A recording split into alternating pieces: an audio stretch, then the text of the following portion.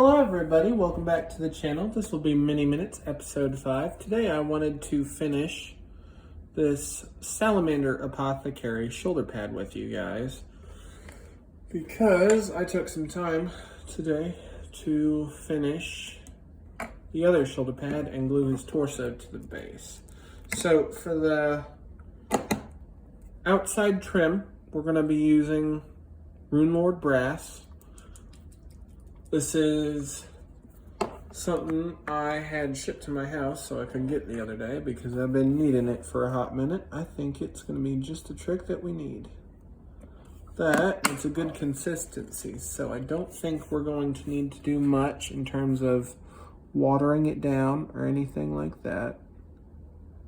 It is a layer paint, so you're going to, if you don't like how rich the color looks, you're going to do layers, but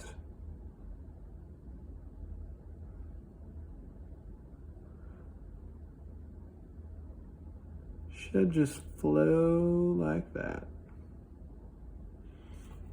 Ignore the little bits of Warhammer sprue everywhere. I was doing some conversions from a couple extra Infernus Marines that I have so I can do some kit bashing.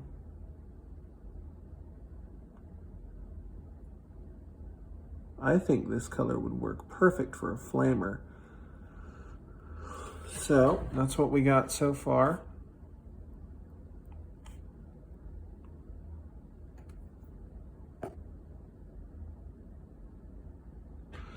Now, I know that on right here is supposed to be red, and then up top is supposed to be gold. So I think we're going to do the gold first. And I think that that's going to turn out pretty well, because I think this already, just with one coat, I don't think we need another one. But just so I don't have to look at a couple extra spots whenever I glue her down, I'm going to make sure to get the back trim here,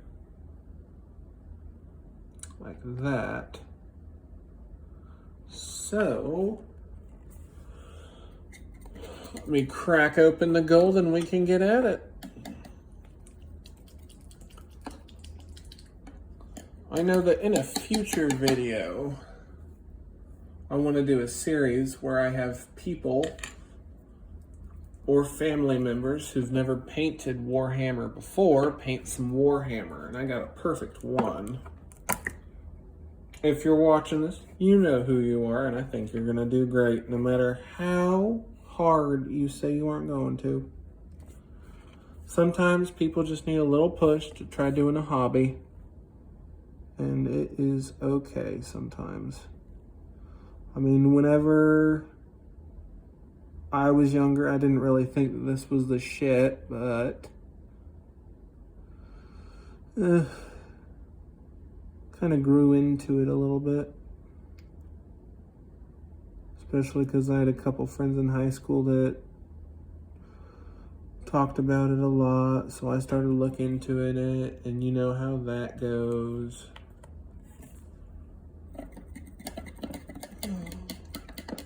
I'm not really into the gaming part because I've never had anyone to teach me how to do it or do it with, but maybe someday. For now, I'm just focusing on the painting part of the hobby that I like the most.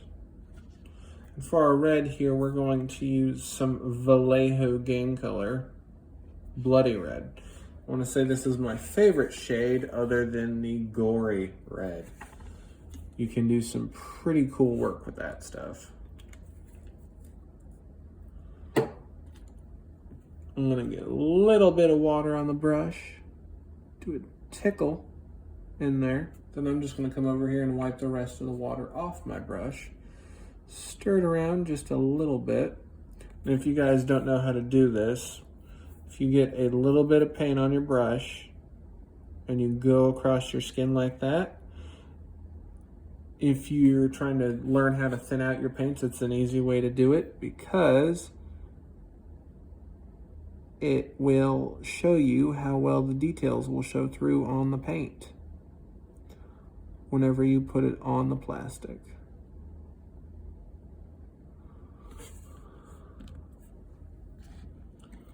But sometimes you're going to want a thing of paint that's a lot thicker,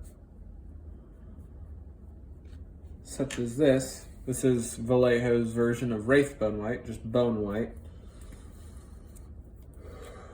For that little bit of cloth scripture and stuff, I'm not going to do much of any water at all, because I plan on going back through with a little bit of a wash. But we'll still do just a small bit of water.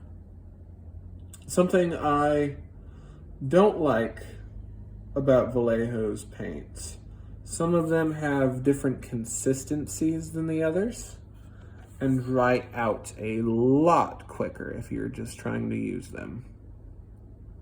I know that the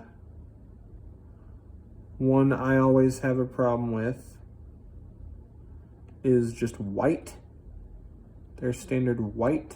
It's called dead white. For some reason,